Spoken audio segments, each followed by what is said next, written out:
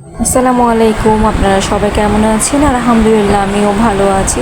বাচ্চা দুটার তো পরীক্ষা শুরু হয়ে গেছে কালকে থেকে। তো আজকে ইয়াসির ছিল ইংলিশ, নিহানের ছিল বাংলা। এই যে দেখুন কি অবস্থা ওদের।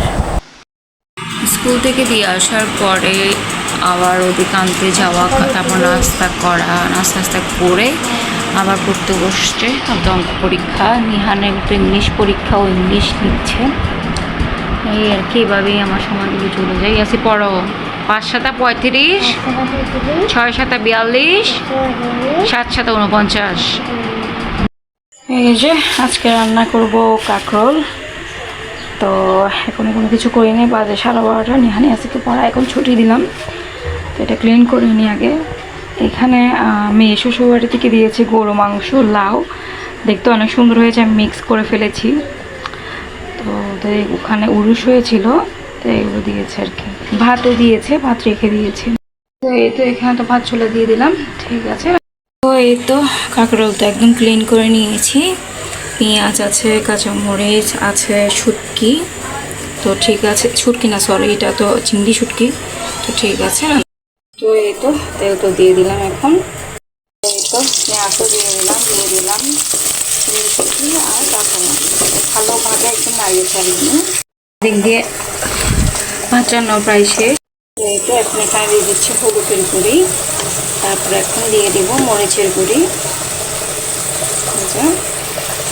দিয়ে দিলাম একটু করে পানি, ভালোভাবে নাড়িয়ে ছাড়িয়ে নিই। তো এই যে একেবারে লবণও দিয়ে দিচ্ছি, ভালোভাবে একটু নাড়িয়ে নিই। এই তো এখন এখানে কাঁকরোল দিয়ে দেবো, কাঁকরোল দিয়ে ভালোভাবে নাড়িয়ে ছাড়িয়ে নিয়েছি। হতে থাকুক। কাঁকরোল চুলায় দেওয়ার পর আবার গেলাম ঝাড়ু দিতে। তো ওটাও প্রায় রান্না করা শেষ, টুকটাক কাজ ছিল কাজ করা। তো নিহানকে বললাম একটু সোফার কাভারগুলো ঠিক করে দাও, তো ওগুলো ঠিক করছে ও। ঝাড়ুটারও দিয়ে দিয়েছি অলরেডি। ওই যে ওয়ালাইকুম সালাম, কেমন আছো? কি খেলতেছ? হ্যাঁ, তারপর ও হ্যাঁ ওয়ালাইকুম। তো আমি আর দুপুরে কোনো ভিডিও করিনি, একটু হঠাৎ খেয়ে ঘুম গিয়েছিলাম। ঘুম থেকে উঠে খালামণিকে দেখতে যাচ্ছি। আমার খালামণির জন্য সবাই দোয়া করবেন, একটু অসুস্থ। তো এদিকে আপনাদের ভাই আর আমি একটা রিক্সাওয়ালা, মানে যার রিক্সা করে গিয়েছিলাম আর কি, মানে রিক্সাওয়ালাটা যে পাগল নাকি কি বুঝতে পারছিলাম না, এত কথা বক বক বক বক করতেছিল পুরো রাস্তায়।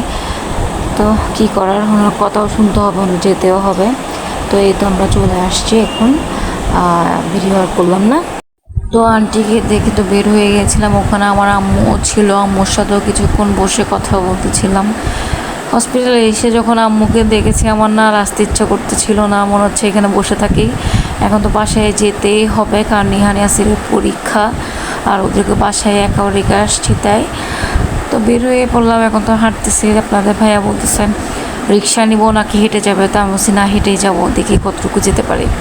তো সব দিক দিয়ে সুন্দর লাগছে। তো একটু আপনাদের জন্য ভিডিও করছি, কারণ অনেক দিন পর ঘর থেকে বের হয়েছি আমি। আর সহজে বের হওয়া হয় না আমার, মানে আলসেমির কারণে বের হওয়া হয় না, এমনিতেও বের হয় না, এরকম আর কি।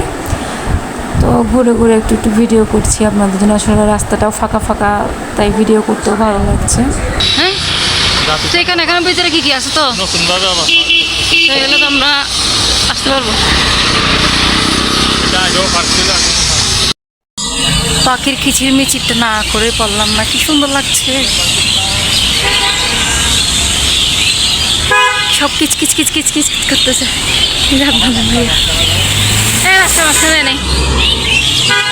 চলো, তো বাসায় চলে আসছি। বাসায় এসে নাস্তা খেয়েছি, নাস্তা খেয়ে উঠে পড়তে বসলাম, কারণ তোদের পরীক্ষা। ইয়াসিরের কালকে ইংলিশ না, সরি ম্যাথ পরীক্ষা, এখন পড়ছে। আর এদিকে নিহানের ইংলিশ ফার্স্ট পরীক্ষা, ও পড়ছে। সবাই দোয়া করবেন, ভালো থাকবেন, সুস্থ থাকবেন সবাইকে। আসসালামু আলাইকুম।